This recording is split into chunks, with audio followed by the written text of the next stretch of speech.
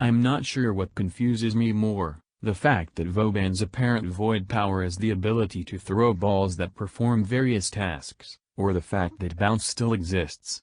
This video doesn't talk about Vauban in specifics however, so I'll leave that for another time.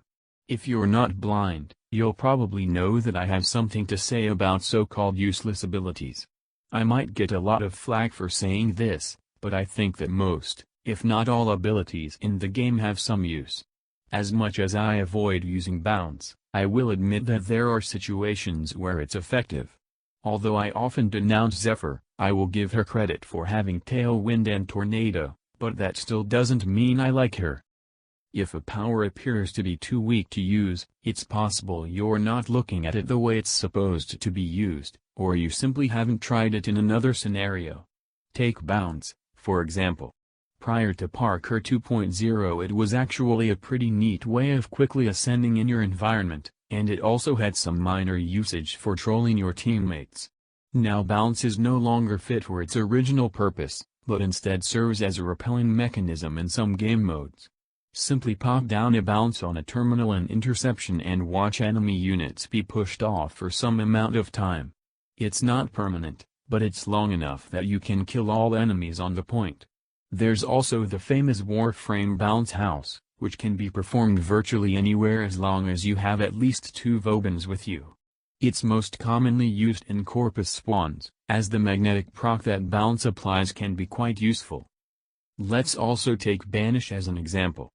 It's a fairly simple ability, press a key to make an ally a temporary god or an enemy useless, depending on where Banish is aimed at. However, the main difference between Banish and Bounce are the frames that they belong to. Vauban is a crowd-controlling frame who is difficult to obtain but always has something to offer the squad. Limbo on the other hand is a supportive frame who is simple to obtain but his abilities often interrupt the squad in action, whether it be by deliberately banishing his allies or by casting Cataclysm on a large loot pile. Despite his troll persona, Banish is a handy ability to use in some scenarios. Banishing an Ember or Equinox will help with their survival, because while banishing an ally may make their weapons useless, their powers will still damage enemies all the same. Banish is also good in keeping targets alive, namely the operator you have to defend on sorties. You don't need a frost on defense sorties when you can simply banish the operator and go about your business. Lastly, let's take Hallowed Ground as an example. While its description shows it as a damaging ability, that's not its best or only purpose. When maxed, all allies in Hallowed Ground gain a 20% armor buff, have all their procs removed, and are immune to all procs as long as they remain in the Hallowed Ground.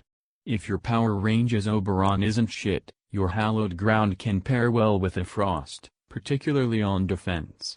While your Frost focuses on keeping a globe around the cryopod at all times, you can focus on keeping at least one Hallowed Ground on the pod, as it makes you immune to all procs, including Blast.